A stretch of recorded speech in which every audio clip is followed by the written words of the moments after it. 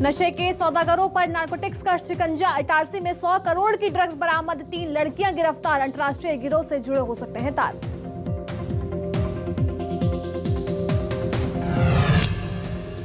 News 24 Madhya Pradesh Chhattisgarh की खबर पर लगी मुहर। एमपी में जनता चुनेगी महापौर। राज्यपाल ने अध्यादेश को दी मंजूरी। पार्षद चुनेंगे नगर पालिका और परिषद अध्यक्ष। मतदाता सूची को लेकर बीजेपी की आपत्ति। निर्वाचन आयोग को सौंपा ज्ञापन। बिना आधार बताए वोटर के नाम काटे जाने को लेकर जताई नाराजगी। विदिशा और रायसेन को सीएम शिवराज की सौगात। ग्रामीण बस सेवा योजना का आगाज। रायसेन में सिंचाई योजना का भी किया शुभारंभ।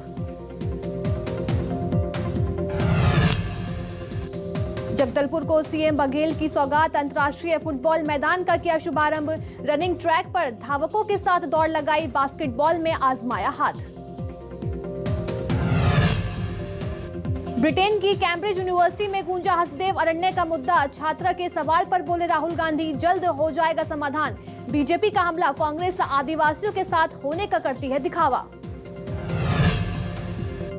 कोरिया में 100 रुपए के लिए मासूम का अपहरण। 1 घंटे में पुलिस ने मासूम को छुड़ाया। नाबालिग आरोपी को पुलिस ने किया गिरफ्तार।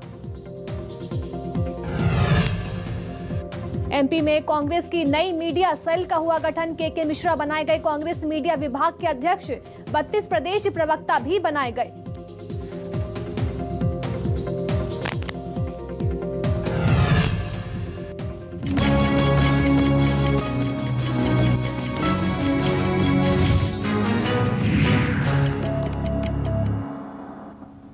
नमस्कार, मैं लीशा और आप देख रहे हैं न्यूज 24 मध्य प्रदेश छत्तीसगढ़। बुलेटिन की शुरुआत करेंगे बड़ी खबर के साथ। खबर भोपाल से है, जहां बीजेपी ने चुनाव प्रबंधन कार्यालय की तैयारी पूरी कर ली है। निकाय चुनाव को लेकर तैयार किया गया है चुनाव प्रबंधन कार्यालय। तो वहीं बीजेपी प्रदेश कार्यालय परिसर में ये पूरा जो चुनाव के लिए बनाया गया है चुनाव प्रबंधन कार्यालय। तो वहीं मुख्यमंत्री शिवराज सिंह चौहान और पार्टी के प्रदेश अध्यक्ष विष्णुदत्त शर्मा आज चुनाव कार्यालय का उद्घाटन करेंगे। दोपहर 12 बजे चुनाव कार्यालय का उद्घाटन किया जाएगा। बड़ी और अहम जानकारी भोपाल से है, जहां आज बीजेपी प्रदेश कार्यालय परिसर में जो कार्यालय है वो बनाया गया है। सीएम और प्रदेश अध्यक्ष वीडी शर्मा इसका आज उद्घाटन करेंगे।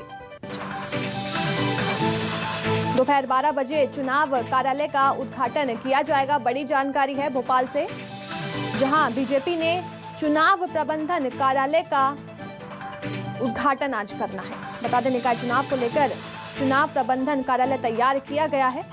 निकाय चुनाव के लिए बीजेपी का वॉर रूम अब तैयार है। बीजेपी प्रदेश कार्यालय परिसर में कार्यालय बनाया गया है। तो वहीं सीएम और प्रदेश अध्यक्ष वीडी शर्मा इसका आज उद्घाटन करेंगे। और बता दें कि दोपहर 12 बजे चुनाव कार्यालय का उद्घाटन किया जाएगा।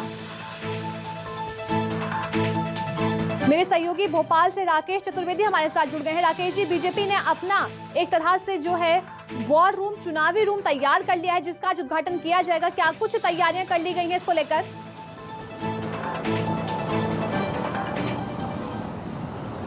देखिए, बीजेपी पूरी तरह से चुनावी मोड में है और जो नगरीय निकाय हैं, जो पंचायत है, उनका जो आरक्षण की प्रक्रिया पूरी हो चुकी है। ये भी स्पष्ट हो चुका है कि नगरीय निकायों में किस तरह से कौन सी पद्धति से चुनाव होंगे।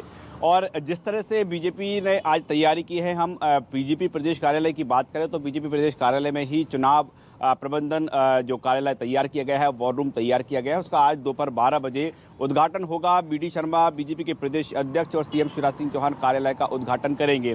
इस बात के संकेत है कि मध्य प्रदेश में अब चुनाव का आगाज होने जा रहा है। राज्य निर्वाचन आयोग की बात करें तो आयोग लगातार कहता है कि उसकी तैयारियां पूरी हैं और शासन स्तर पर जो कार्रवाइयां होना थी वो भी अब पूरी हो चुकी है। यानी 1-2 दिन में कभी भी मध्य प्रदेश में चुनाव का आगाज हो सकता है। और संकेत इस बात को लेकर मिल रहे हैं कि पंचायत चुनाव पहले हो सकते हैं, नगरीय निकाय चुनाव बाद में हो सकते हैं। लेकिन सूत्र ये भी बता रहे हैं कि दोनों चुनावों की आचार संहिता और दोनों एक साथ लागू हो सकती है। दोनों चुनावों का आगाज एक साथ हो सकता है। बीजेपी की बात करें तो लगातार बैठकों का दौर जारी है। इसके साथ ही बीजेपी में आने वाले दिन जो है वो दिल्ली के जो बड़े दिग्गज नेता है वो मध्य प्रदेश उनके दौरे हैं। हम बीजेपी के राष्ट्रीय अध्यक्ष जेपी नड्डा की बात करें तो 1 से 3 जून तक जेपी नड्डा मध्य प्रदेश के दौरे पर रहेंगे। जाहिर तौर पर है नड्डा का जो दौरा है 2023 के साथ ही वर्तमान में जो स्थितियां में नगरीय निकाय चुनाव होना है उसकी भी इस रणनीति पर चर्चा होगी। यहाँ भी बैठकों का दौर चलेगा। इसके साथ ही हम जो सरकार की बात करें, सरकार का लगातार फोकस जनता के बीच है और बड़ी सौगात जो है जनता जो है को सरकार देने जा रही है। और पीएम नरेंद्र मोदी की बात करें, हालांकि वो फिजिकल रूप से यहाँ पर मौजूद नहीं रहेंगे लेकिन कार्यक्रमों में वर्चुअल जुड़ेंगे। तो ये कह सकते हैं बीजेपी के एक तरफ जहाँ पर दौरे चल रहे हैं, जहाँ पर तमाम जो योजनाओं का लाभ जनता तक पहुँचे, इसके लिए सरकारी आयोजन हो रहे हैं। वहीं चुनावी वार रूम की बात करें तो जो कार्यकर्ताओं की जिम्मेदारी है, जो पदाधिकारियों की जिम्मेदारी है, उनको भी जिम्मेदारी सौंपने जा रही है। और 12 बजे आज से अधिकृत रूप से कार्यालय का चुनावी प्रबंधन कार्यालय का उद्घाटन हो जाएगा। और जब कार्यालय बनकर तैयार होगा तो जाहिर तौर पर यहाँ पर बैठकें भी होंगी और चुनावी रणनीति भी। देखिए राकेश जी, अब बीजेपी दावा कर रही है कि चुनाव को लेकर उसकी तैयारियां पूरी हो चुकी हैं, लेकिन अगर हम रणनीति करें कि किस रणनीति के साथ जो बीजेपी है वो मैदान में उतरने वाली है, किन मुद्दों को लेकर चुनाव लड़ने वाली है?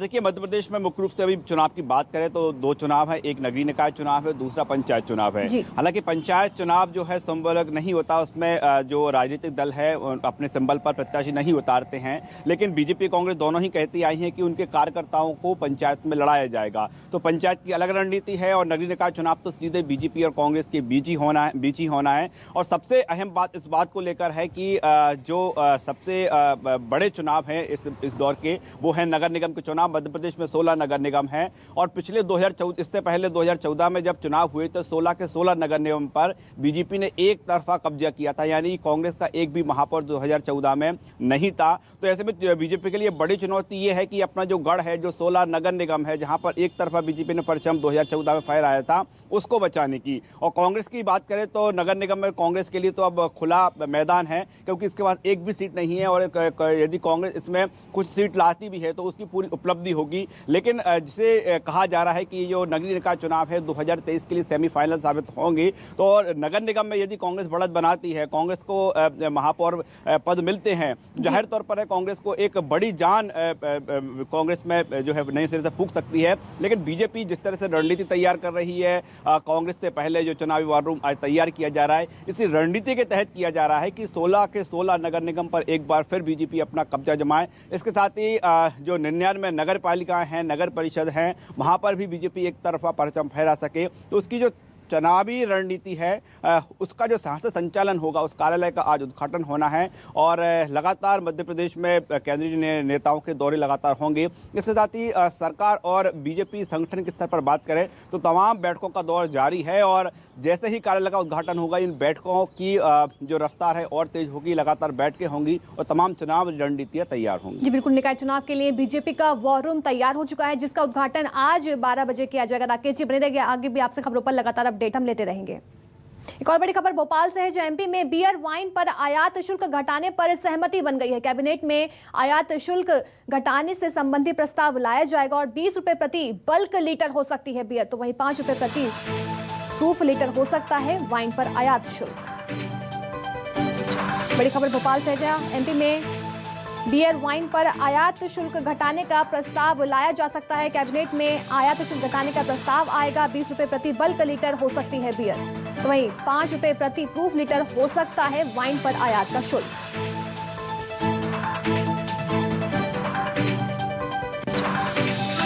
मेरे सहयोगी लगातार भोपाल से बने हुए हैं। देखिए, एमपी में बियर वाइन पर आयात शुल्क घटाने पर सहमति बन गई है, क्या कुछ इस पूरे मामले में जानकारी है?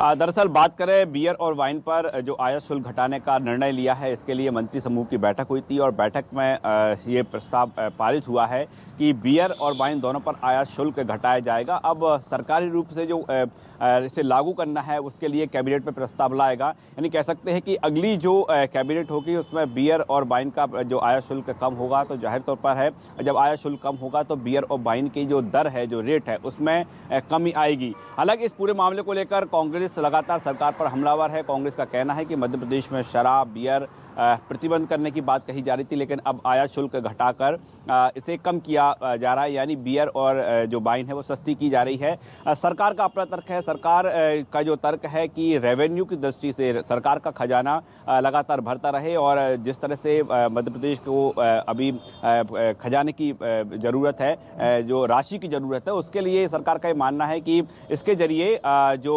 राजस्व इकट्ठा ज़्यादा होगा, राजस्व में बढ़ोतरी होगी। फिलहाल हम बात करें मंत्री समूह स्तर पर यानी सरकार स्तर पर ये निर्णय लिया जा चुका है कि बियर और वाइन दोनों पर आय शुल्क घटाया जाएगा और जब अगली कैबिनेट होगी तो कैबिनेट में इस पूरे प्रस्ताव को रखा जाएगा, यानी कैबिनेट से भी इस प्रस्ताव पर मोहर लगना लगभग तय है। जी बिल्कुल, बहुत बहुत शुक्रिया राकेश जी हमें तमाम जानकारी देने के लिए।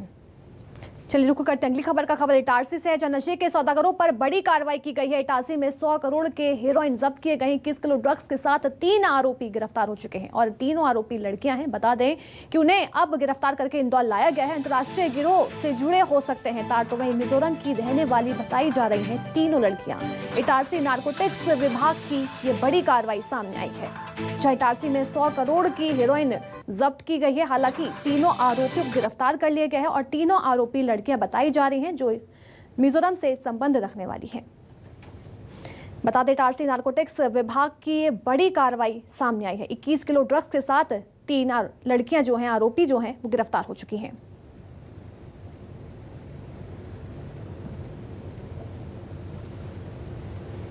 ये नारकोटिक्स विभाग से तहरीर पर हम जो 52A की कार्रवाई होती है एनडीपीएस एक्ट के लिए, उसके लिए गए थे। तो नारकोटिक्स विभाग ने हमसे पत्राचार किया था, उसके एवज में ही मैं जो थाने गया था और वहाँ पर हमने एनडीपीएस एक्ट 52A की कार्रवाई की गई। विदिशा के कागपुर से सीएम शिवराज सिंह चौहान ने विकास कार्यों की सौगात दी। सीएम ने कागपुर से परिवहन सेवा का आगाज किया और ग्रामीण परिवहन सेवा के तहत विदिशा जिले के 540 से ज्यादा गांव परिवहन सेवा से जुड़ेंगे। सीएम शिवराज ने कहा कि प्रदेश के गांव-गांव में सड़कों का जाल तो बिछ गया है, लेकिन अभी ग्रामीण क्षेत्रों में आने जाने के लिए यात्रियों को अच्छी परिवहन सेवा नहीं मिल पा रही। उन्होंने कहा कि कागपुर से ग्रामीण परिवहन सेवा की शुरुआत की गई है, जिसके विस्तार प्रदेश भर में किया जाएगा। सीएम ने कहा कि ट्रांसपोर्टर्स को छोटे रूट पर बस चलाने में घाटा होता है, जिससे वो वहां बसें नहीं चला पाते। सरकार ने निर्णय लिया है कि उन्हें इस रूटों पर बस चलाने के लिए सरकार सहायता देगी।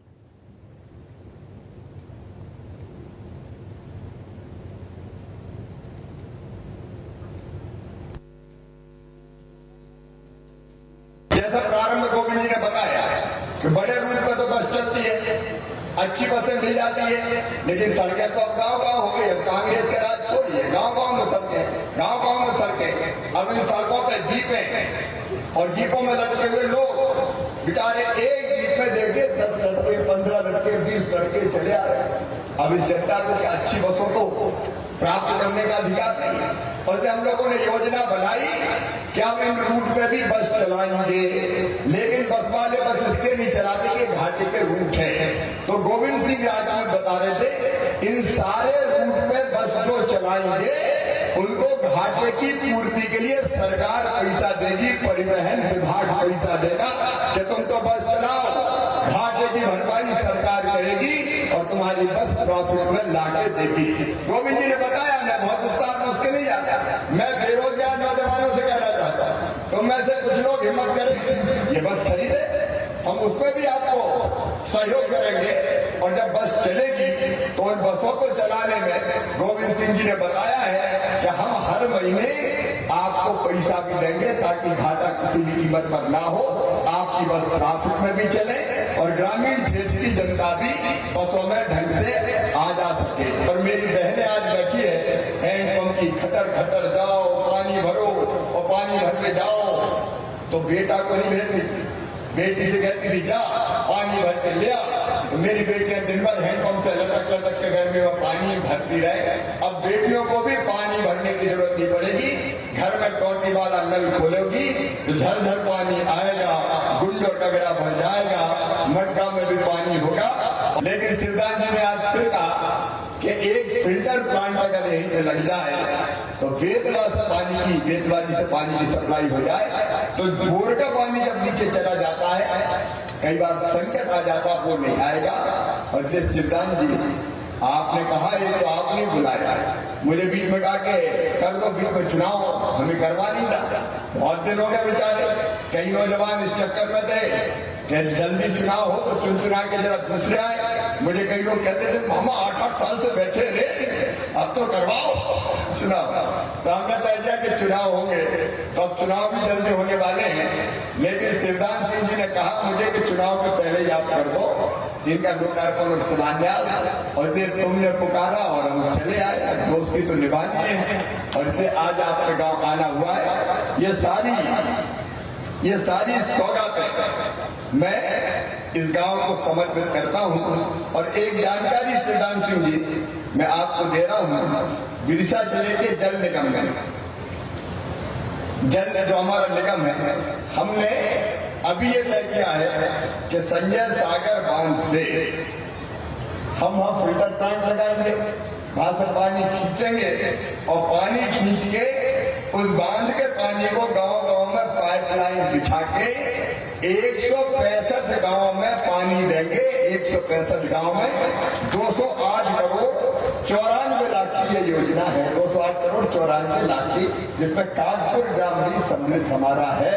और इसलिए अब ये दिक्कत नहीं आएगी, अब तो सीधा पानी आएगा नहरियाई से। आप देखो ये दोनों बांध के बारे में भी सोचो, बाहा और सगड़ा।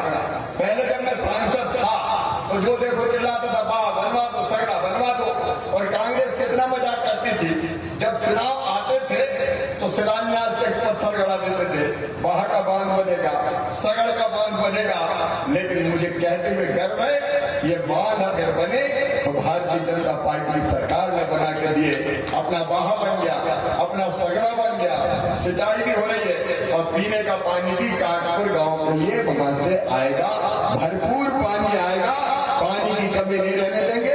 लेकिन कानपुर में 208 गांव, 165 गांव में 208 करोड़ रुपया की योजना, तो पूरे क्षेत्र का कल्याण हो जाएगा। खबर जबलपुर से है, जहां कांग्रेस सह प्रदेश प्रभारी का बड़ा बयान सामने आया। सीपी मित्तल का बड़ा बयान सामने आया। उन्होंने कहा कि बीजेपी के कई नेता और विधायक कांग्रेस के संपर्क में हैं। 2018 में पार्टी से गद्दारी करने वाले भी संपर्क में हैं, तो 2023 में कांग्रेस पूर्ण बहुमत की सरकार बनेगी। सीपी मित्तल का बड़ा बयान सामने आया। उन्होंने कहा कि बीजेपी के कई नेता और विधायक कांग्रेस के संपर्क में हैं। उन्होंने आगे कहा कि 2018 में पार्टी से गद्दारी करने वाले भी संपर्क में हैं। 2023 में कांग्रेस पूर्ण बहुमत के साथ सरकार बनेगी।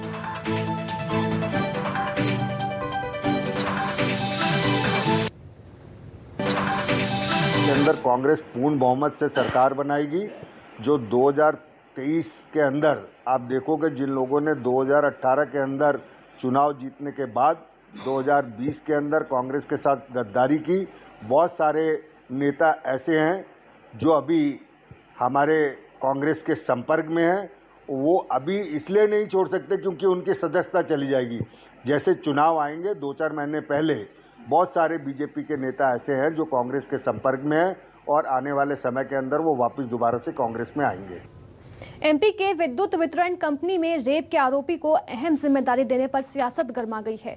मामले को लेकर अब ऊर्जा मंत्री प्रद्युम्न सिंह तोमर का बयान भी सामने आया। तोमर ने कहा कि मामले के बारे में उन्हें जानकारी नहीं, लेकिन अगर कोई दोषी है तो उस पर कार्रवाई की जाएगी। बता दें कि हाल ही में विद्युत वितरण कंपनी ने 25 कंपनी सूची जारी की थी, जिसमें रेप आरोपी एलएन पाटीदार का नाम भी शामिल था। एलएन पाटीदार पर शादी का झांसा देकर रेप करने का आरोप है। वहीं जब उनको दिदीप इंडस्ट्रियल एरिया का डीजीएम बनाया गया तो इसका विरोध शुरू हो गया।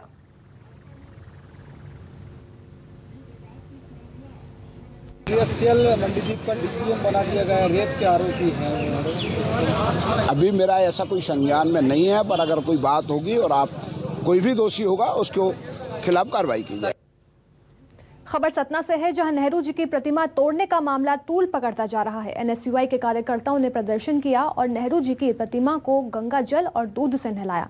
इस दौरान एनएसयूआई के प्रदेश अध्यक्ष आशुतोष चौकसे ने कानून व्यवस्था पर सवाल खड़े किए हैं। दरअसल बुधवार को कुछ अराक तत्वों ने नेहरू जी की प्रतिमा पर प्रहार किया था, जिसका वीडियो सोशल मीडिया पर वायरल हुआ था। कमलनाथ ने भी वीडियो को ट्वीट किया था, जिसके बाद पुलिस ने 6 लोगों को हिरासत में लिया था।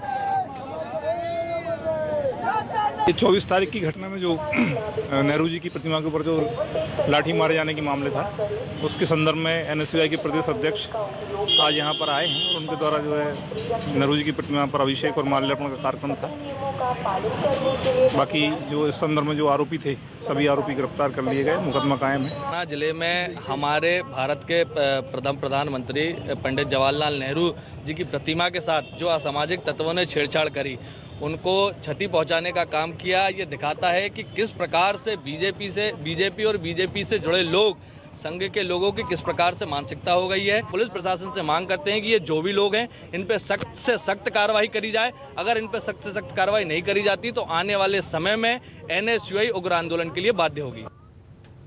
खबर भोपाल से है, जहां एमपी कांग्रेस मीडिया सेल का गठन किया गया है। के मिश्रा कांग्रेस मीडिया विभाग के अध्यक्ष बनाए गए हैं और अभय दुबे को बनाया गया है स्टेट मीडिया कोऑर्डिनेटर। बता दें, मीडिया विभाग में 3 उपाध्यक्ष भी बनाए गए हैं। एमपी कांग्रेस से मीडिया सेल का गठन किया गया है। बता दें कि मीडिया विभाग में 3 उपाध्यक्ष भी बनाए गए हैं, तो वहीं के मिश्रा को भी बड़ी जिम्मेदारी दे दी गई है।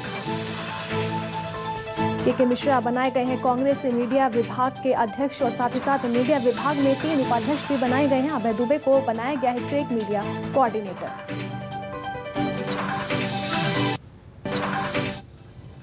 खबर खरगोन से है, जहां हिंसा प्रभावितों की अतिरिक्त जो राशि है वो दी जाएगी। बता दें 71 लाख रुपए की दी जाएगी अतिरिक्त राहत राशि। तो वहीं 20 मई को सीएम शिवराज ने इसकी घोषणा की थी। जिनके मकान जले उनको 1-1 लाख रुपए दिया जाएगा, जिनके वाहन जले उनको 50-50 हजार रुपए दिए जाएंगे। तो वहीं पहले 1 करोड़ 32 लाख रुपए दिए जा चुके हैं।